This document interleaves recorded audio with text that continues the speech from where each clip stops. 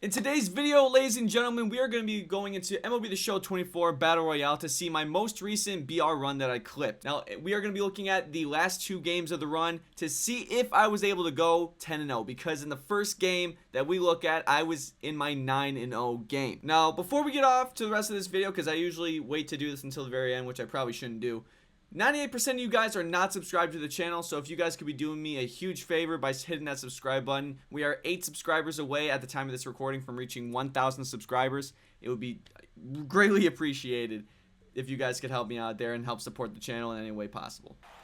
So we are going to actually start at the very end of my 9-0 game. We are currently down 1-0 against Dominic Leone, trying to get as many good at-bats as possible, get a big swing on that first at-bat, but it's a fly-out. Kind of taking away all the momentum, but you know what? It's fine. We got Jorge Polanco. This card, this is before the 89 Diamond one even came out. This is the Live Series Silver card, and this card absolutely mashes. Granted, we did hit that one on the ground, but we get lucky. It gets through for a base hit single, and we have Ketel Marte coming up, another switch hitting god in BR. Was so happy to have him on my squad, and I was very scared because another one that I got a fair amount of is a line out. So down to our last out, our last chance in the bottom of the third to try and get a win, try and get anything going as possible. So I know I need to take until I get a strike, see some good pitches, and make sure I don't get into any funny business. So right now, he's afraid to pitch to me. He's got me down 2-0, or he's down 2-0, I should say. Waiting to see a pitch that I like. 3-0, I know here, especially with the runner on first and a chance to possibly tie the game. And a lefty coming up in Larry Walker. I'm not swinging. Doing this live recording shit is difficult. So Larry Walker, after Jorge Soler walks on 4 pitches. I'm not swinging, again, this is difficult, until I see a strike. So he has me down 7 straight balls. He refuses to pitch Larry Walker. He loads the bases on 8 straight pitches. Luis Gonzalez, oh my god, I can't believe I can't do my job correctly. Tony Clark! Oh my god, that looked like the Luis Gonzalez card art. My bad. He brings in Blake Trinan to close out the game. Blake Trinan, a BR legend in these parts. So I know I have to take again until I see a strike. Sinker is the first pitch. That's a strike in the last 9 pitches. So I know that if anything here is down the middle or anything is close, I need to be swinging. Down 0-2 quick. Got to be careful here. Our last chance to possibly go 10-0. Can't be swinging at any dumb shit. He puts one in the dirt. We are now in a 1-2 count. Bases are loaded. It doesn't even need to be any sort of grand swing here. I just need something put in play. So down 1-2. I'm waiting for a pitch I like to see. That one looked a little bit inside. We even the count 2-2 from 0-2. What has he got left for me? Looking like cutter inside, and I can't believe it. I could not believe it when I did this, but we walk it off with a grand slam. My girlfriend was watching me play this because she saw me getting very into this BR run, because this was the closest I've ever gotten to 10-0 so far. And we are now 9-0 off the Tony Clark walk-off, but we now have to head into our 10-0 game. As you see right here, 9-0, 9 wins, 0 losses.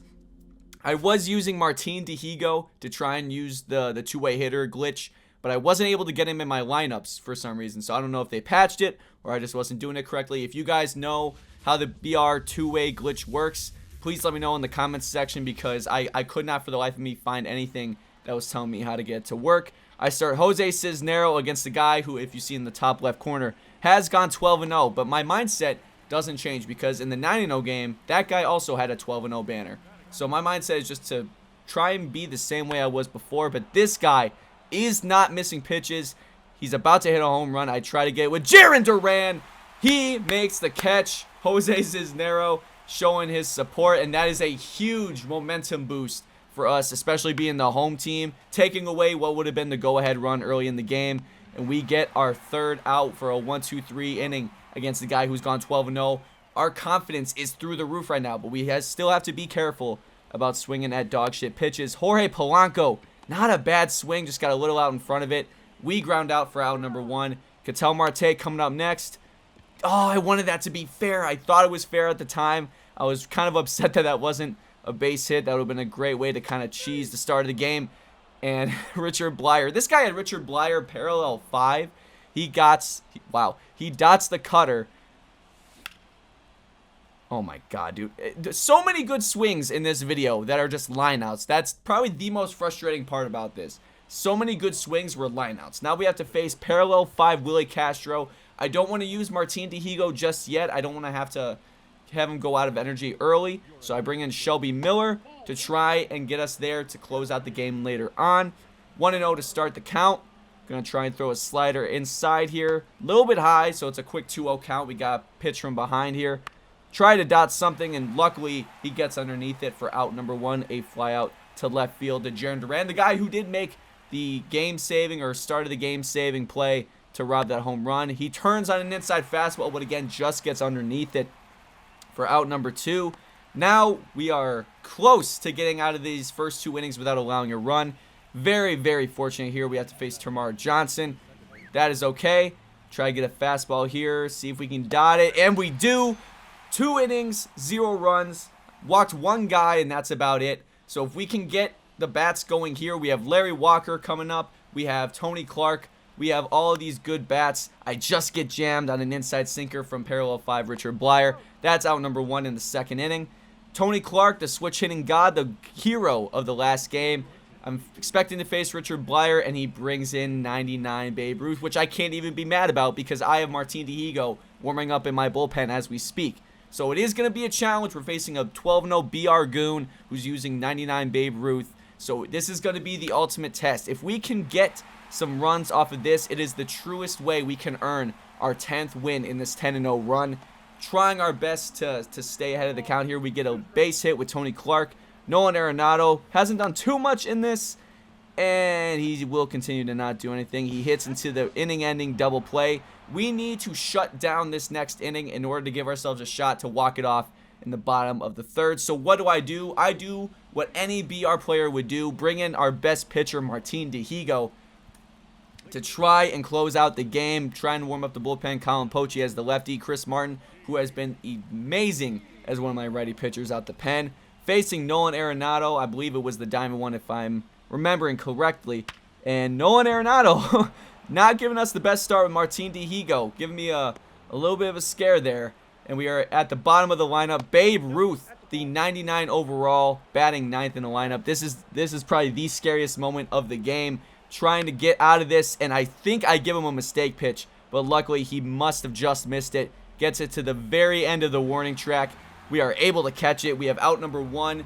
I can breathe a little bit, but I still have to get through the next 2 batters without giving up any runs. So Ronald Acuna going to be the biggest test here after that one.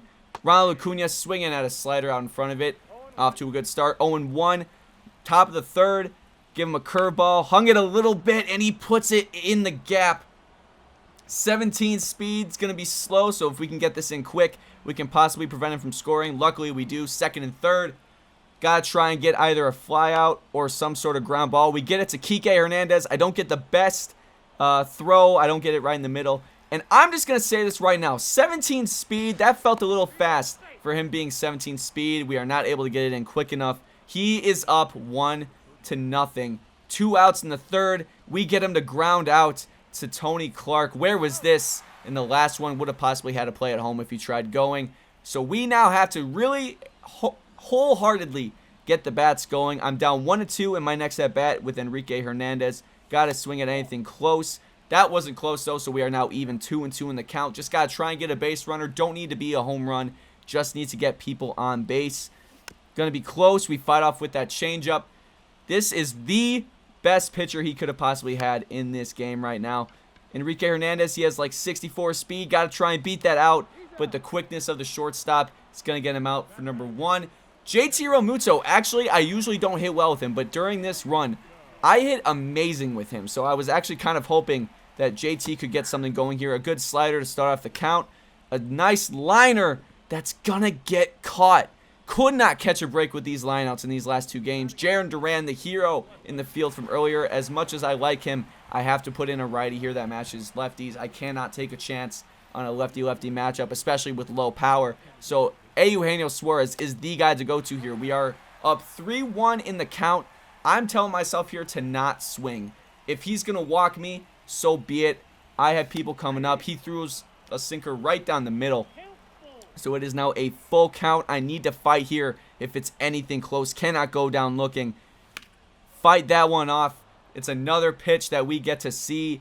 3-2 yet again. Eugenio, the lefty masher. What does Babe Ruth have in store for us here? A hittable pitch that I lower my PCI on. It's looking like it's going to get out of play. I need it to get out of play. And right in front of the dugout, he catches the ball to end the 10-0 run. We go 9-1 in this BR run. I was deflated after this game. It was terrible. I could not talk for a few minutes. I needed to tell my girlfriend that I just needed a couple minutes to sit with it. And there you see it, 9-1 sitting in front of us with this BR run. And that, ladies and gentlemen, was the attempt at a 10-0 BR run. Unfortunately, we could not get it to be complete. And now you may be wondering, why is he wearing a different shirt?